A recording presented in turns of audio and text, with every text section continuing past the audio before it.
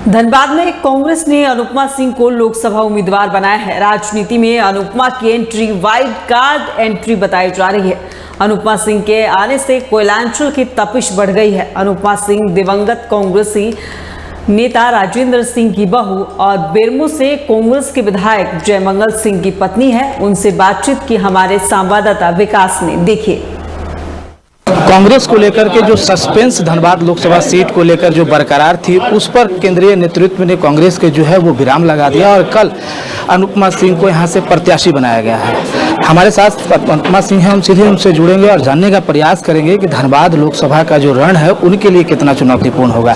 Madam, TV 45 में तो पहले आपका स्वागत है। शुक्रिया। किस तरीके से आप देख रहे हैं धनबाद के रण को, क्योंकि आपके विपक्ष में ढुल्लू महतो खड़े हैं और ऐसे में बेरमो से आपके पति विधायक भी हैं और इस बार केंद्रीय नेतृत्व में आप पर भी भरोसा जाता है, तो क्या कुछ करेंगे? पहले तो मैं कांग्रेस पार्टी को बहुत बहुत धन्यवाद देना चाहती हूँ कि मुझे उम्मीदवार बना के हमारी महिलाओं को सम्मान देने का काम किया है।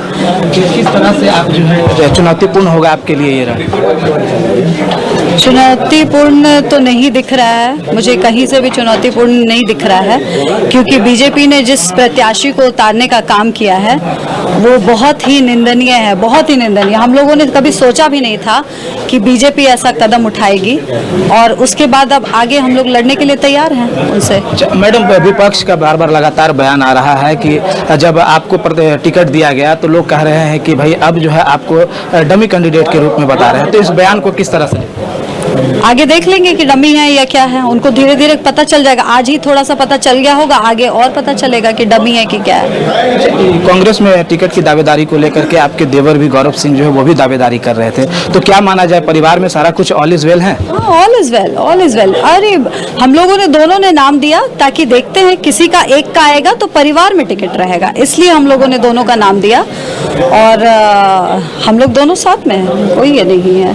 भाजपा का ये 3 बार से विनिंग सीट रहा है, पीएन सिंह यहाँ से 3 बार जीत करके आए हैं, तो कितना चुनौतीपूर्ण होगा आपके लिए ये सीट जीतना? और आप महिला भी हैं, तो क्या कुछ मुद्दाओं को लेकर के धनबाद की जनता के पास जाएंगे कि धनबाद की जनता आपको स्वीकार करे?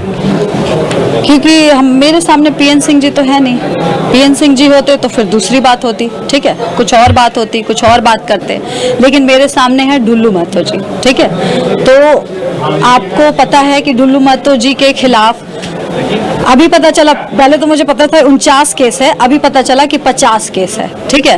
तो वो तो 50 दिन तो सारे केस गिनवाते गिनवाते मेरा दिन चला जाएगा कि उन पे ये केस है, ये केस है, ये केस है, मतलब कोई ऐसा केस नहीं है जो उन पे लगा हो।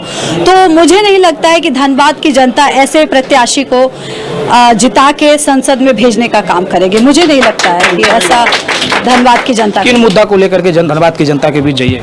पहले तो महिलाओं के लिए जिस तरह से ढुल्लू महतो जी ने महिलाओं को ये यौन उत्पीड़ना में फंसा के ये, फिर उसके बाद केस को रफा दफा 1 महीने पहले, जस्ट 1 महीने पहले, आप अपने उम्मीदवारी के जस्ट 1 महीने पहले अपने केस को रफा दफा कराते हैं, सब कुछ कराते हैं, उसके बाद बीजेपी आपको कैंडिडेट बना देती है। तो ये अगर केस रफा दफा होने से एक औरत का दाग नहीं मिटता है, ठीक है। तो ये हर एक औरत देख रही है, पूरी धनबाद की महिलाएं देख रही हैं, और एक पुरुष का जन्म औरतों की सेवा के लिए और औरतों की रक्षा के लिए होता है। तो अगर पुरुष इसका साथ नहीं देंगे तो मुझे नहीं लगता है कि वो पुरुष कहलाने लायक है। निश्चित रूप से ये थे अनुपमा सिंह और इन्होंने साफ तौर से कहना है कि अगर कोई भी जो है महिलाओं का साथ अगर नहीं देते हैं तो साफ तौर पे कटाक्ष उनको ढुल्लू महतो के ऊपर था कि वो पुरुष कहलाने के लायक नहीं है। अब देखने वाली बात होगी कि किस तरीके से कांटे की टक्कर होती है और धनबाद की जनता इन्हें किस तरह से स्वीकार करती है। कैमरामैन राजेश के साथ विकास कुमार, टीवी 45 धनबाद।